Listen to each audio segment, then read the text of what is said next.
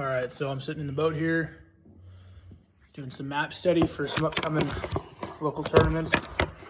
Been on the road quite a bit, fishing Bass Nation regionals and other tournaments, so I figured now would be a good time to do a kind of review on, an update, I guess, on how those tournaments have gone. So I think I'm going to start out just kind of by laying out what the goals were and then going through the tournaments that I fished, how I think I did, and what I need to be looking to improve moving forward. Just as kind of a journal entry update.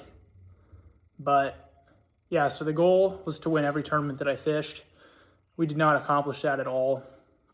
But secondary to that, the goal was to qualify for the Bass Nation National Championship, which is on Hartwell in November, because that is a route to the Elite Series. And we did accomplish that goal. So the first tournament that I fished was early April, right away, Lake Cherokee down in Tennessee. And that was a solid tournament to start the year. A lot of spawning smallmouth offshore. And I was able to get a second place finish in that one. I got beat by a kid who found out how to catch those bigger pre-spawn fish out on bait. I didn't incorporate that in my game plan at all, but I had a pretty consistent tournament for the first 2 days at least, and then I fished new water a lot on the third day and scrambled together just under 14 for the third day of the tournament, which I knew wasn't going to be enough to win. So I learned a lot of good lessons in that one on, having more moving pieces to your game plan as the tournament progresses. So then after that tournament, I decided to stay on the road and head to the next Bass Nation Regional, even though I was already qualified at Toledo Bend, because I didn't have enough experience down in Texas, and that's a whole different animal, and I wanted to really test myself. And so I went down to Toledo Bend and managed an 18th place finish, which means I double qualified for the national championship in that tournament. But I got smoked in that tournament. So the winner had, he set the all-time weight record, so congrats to him. 30 plus pound bags every day. I wasn't even close to that. I had 20 pounds day one, and then 16, and then 15. So that was another good learning experience on sort of targeting those larger fish. Of course, in Iowa, we don't have fish that big. I mean, I'm talking like the 8 to 10 pound class that are, we don't have enough of them, if any, to actually get good at targeting that specific size. So I was casting at way too many junk fish, 7+ pound catfish and whatnot, just making sure that I wasn't missing out. And I did catch one of them. I caught a 7-pounder on day one, largemouth, which anchored that 20-pound bag. So I started getting a little bit better at targeting those bigger fish and seeing how they move and how they react. And a lot of the presentations that the top guys were using in that tournament, I dismissed early on in practice, and the patterns that they were running as well. I had a lot of waypoints in my graph that were similar to that pattern, but I just completely ignored it. It's a huge lake. I didn't have time to do everything, and I was able to find a pattern that I thought would give me the best chance. But again, I wasn't fishing for the biggest fish in the lake in that tournament, and so I had a consistent tournament, but not a good tournament. After that tournament, I came back to Iowa, a home state, rolled pretty much straight over back to Okoboji, and fished 2 back-to-back tournaments, IBASS and then the Okoboji Open. The IBASS tournament, we got 5th in out of 26 boats, and I had practiced for a couple of days up there, and so we kind of stayed away from the A stuff, as I called it, and fished B and C stuff, and none of that worked. And so we kind of had to use my main pattern a little bit towards the end, so we only had 16-something pounds. But I was feeling really good for the next day because I kind of confirmed the pattern that we were running was solid for the Okoboji Open, which was a much bigger tournament with 60-something boats in it. So we kind of ran my deal on Sunday for the Okoboji Open, and the conditions changed. It was a lot windier, and it blew from a little bit different direction. I thought a lot of the stuff that I was doing was going to be fine. I thought, because I've got a lot more experience with boat positioning and stuff like that, I thought I'd be able to just kind of figure it out. But what I didn't see coming was it actually changed the way the fish in all parts of the pattern that I was running position. So even though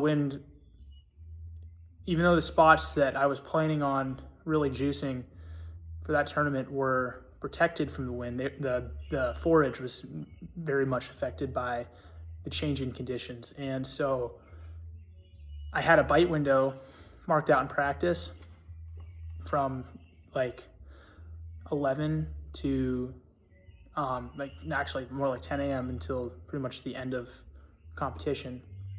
And that window was shortened on tournament day. And so we pretty much wasted the entire, 2/3 of our day because I did not figure out a morning bite. I did not figure out how to catch those consistent quality fish in the morning. And so that is something that I need to work on as well. Making sure that I'm efficiently using my time throughout all parts of the tournament and adjusting to the conditions, fishing new water during the tournament, stuff like that. But when the pattern was on, it was good. My buddy Ryan, who I fished tournament with, caught an almost 6-pounder. I caught one that was close to 4, and we were really putting the bag together, and then we ran out of time. And another part that I missed on this one is I didn't adjust my presentations, so I was using a lot of the same presentations that I had during practice and for the end of the IBAS tournament, and I didn't adjust to what the fish were doing. So that's another good lesson, and you'd think I would have learned my lesson from that, but then I rolled over into La Crosse, Wisconsin, and that's technically supposed to be the home tournament, regional, but I've got a bad history with that place simply because I tend to get glued to what I'm doing in practice on the river, and I did that on the first day again. I thought because I found spawning fish, I wouldn't have to adjust, and I was really excited about that. But I made a huge mistake in practice, which is I spread my practice between all 3 pools, which means that when I did find the quality spawning fish that I wanted to find, I didn't have enough time to maximize those areas, meaning I found the obvious spawners, and they got picked off. I only found like 8 of them, and I was just hoping that I could find enough. Well, my game plan was that I would find enough to carry me through the first day of the tournament, and then I would transition to my largemouth, which I kind of found last minute in the last half day of practice that we had. And I thought that was going to get better, and I was wrong. So my spawning smallmouth fell through. I locked up to 7, and all those fish, they had either moved off, or other boats started on them and caught them, which I should have known was going to happen based on kind of the pressure that I saw in practice and all that. And so I walked back through with 0 fish on day 1, and then I went and I ran more stuff from practice, largemouth. Those fish weren't firing, and they were smaller. So I had caught the tail end of a spawning wave that was leaving these areas, largemouth. I had assumed that the cold front had backed up fish that were pushing to spawn. Because I didn't pressure those fish enough in practice, I caught like 1 of them and then left them alone from each area. It was actually the opposite. So those fish had already spawned and were pulling out, and they continued with their progression as the tournament went along, and I didn't know where to go look for them in those areas. So I zeroed because I didn't adjust at all, which was a huge error. And then day 2 on La Crosse, I kind of just decided to just go fishing, which, it seems pretty simple, right? Like, go to the river, just go fishing. And so, I scoped one up in the morning. Like, this isn't really going to be the deal.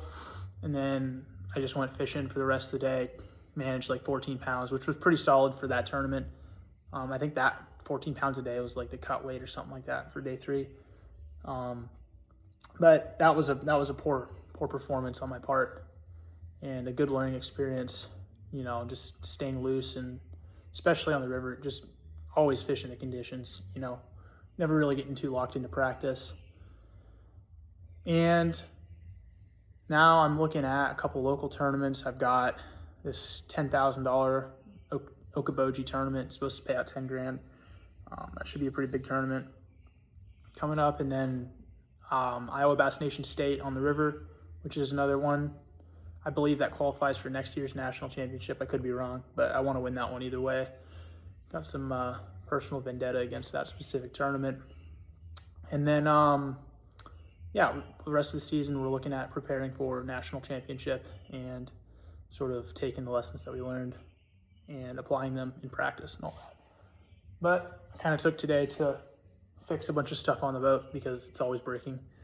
And my live wells smell really bad, so I'm going to have to clean those out because I had a lot of fish in them, very fortunately, for the last few tournaments.